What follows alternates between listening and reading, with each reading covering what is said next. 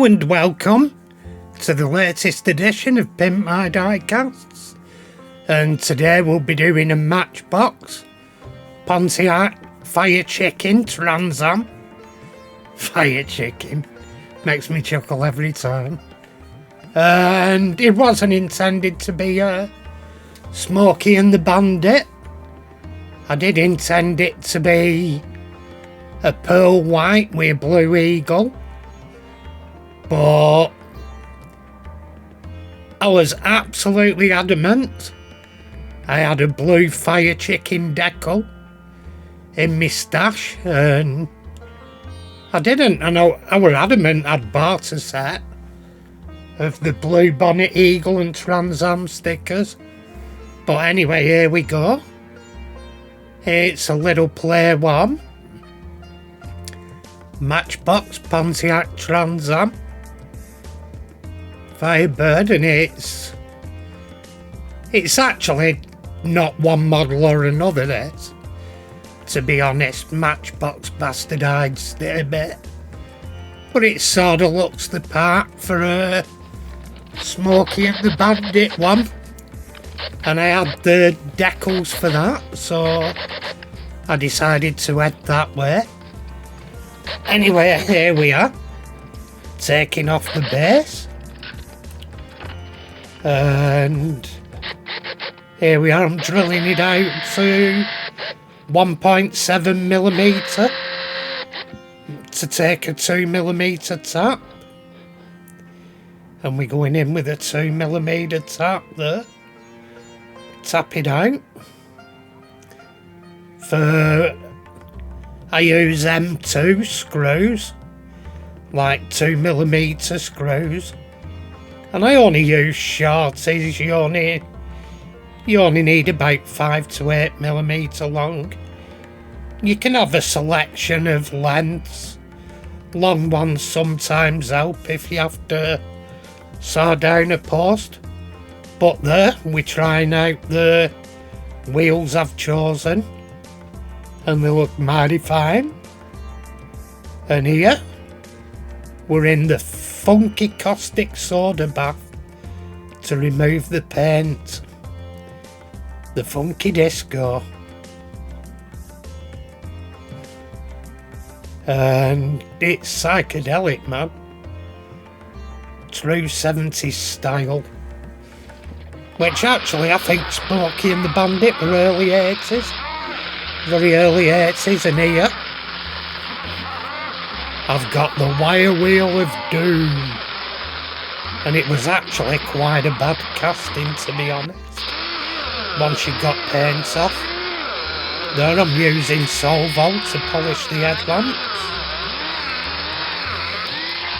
Polish the headlamps up and give a nice shine in the background, and you can see how bad the casting was.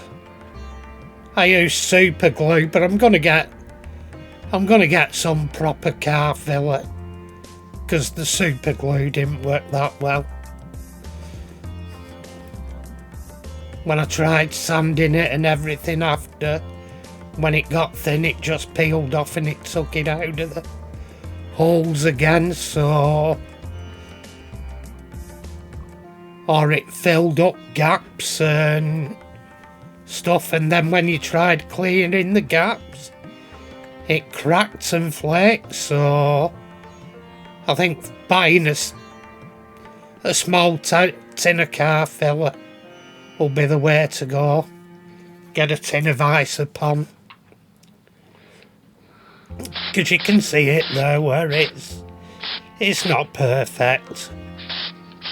And I were doing white primer here, because I'd have done black primer, but my initial thoughts were I were gonna do pearl white, and it took ages to cover over the top of the black primer, so I did a white primer. And here I am, wet and drying it down. And it just didn't work that well. Eventually, I decided on a few layers of primer and sand it down and let the primer fill up dents. It still wasn't perfect, but it worked better than the super glue idea. I just had to use, well, you'll see it. I've got it on the video. I used the Tamiya panel line gouger, whatever you call it. It's just for reinstating panel lines on plastic kits, but it'll do just the same on model cars.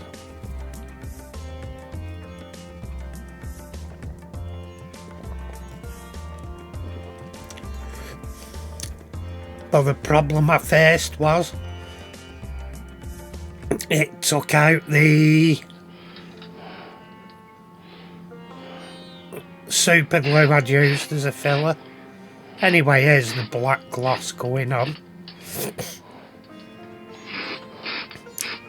Didn't get a great photo of it. I didn't set up my spray booth, and I did actually catch it quite good when it were in white primer and to black, but I hadn't pressed record on the camera, so I didn't get that bit. And here I'm putting on the fire chicken decal, lining it up, and it was on a black background, so it had a white outline left. So what I did to counteract it, you'll see in a second, I sprayed some of the black paint into the spray can top, because unusually I used rattle cans this time. I wouldn't mind, I'd cleared out the airbrush and I'd give my airbrush a deep clean, ready for the pearl white. But I did spray some of the black into the spray can lid, and then I painted round the edges where they were showing white to make them look better.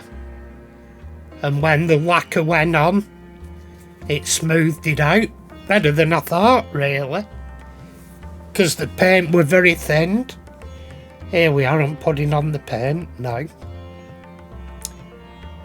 because the paint were very thin with being spray paint.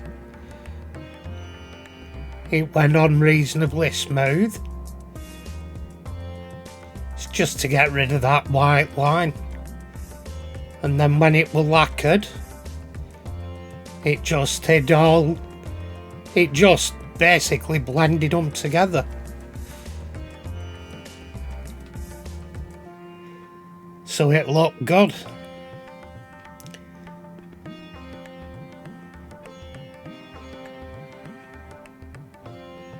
I still have preferred the pearl white and the blue, but at least I've got the Smokey and the Bandit build out of the way now. I guess everybody wants to do one at some point. It's a legendary film car, so it's not spot on how the one in the movie was, but it's near enough. And near enough will do me. Here we go. I'm dipping the screen.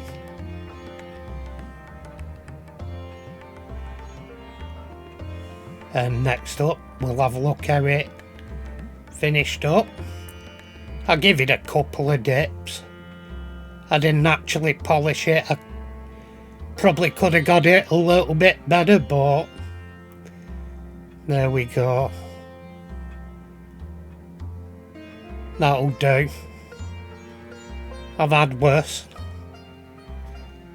Anyway, flip up the suspension in the base so I can put its new boots in.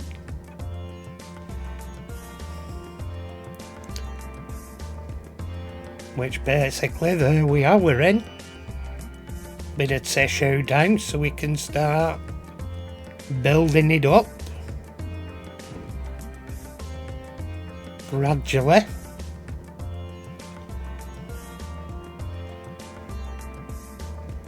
And here we go. Click, click, click, click, click, click, click, click, click, click, click, click, click, click, click. Wop. And there we are. So, here we go. Here's where we started. A beat up and battered old Matchbox Pontiac Firebird Trans Am. And it's not the nicest of colours. It was probably considered gaudy even back in the day. And here's where we finished. A proper Trans Am scheme. Looking good. It may be able to do with at some point a rub down, because it's got a couple of bubbles I'm not happy with in the paintwork. It could probably do with a quick rub down and another top coat of enamel, but I'll probably let this coat harden first and then do it, but I may not as well. Hey ho, see what occurs. But it's looking damn good. Anyway, tatty pie.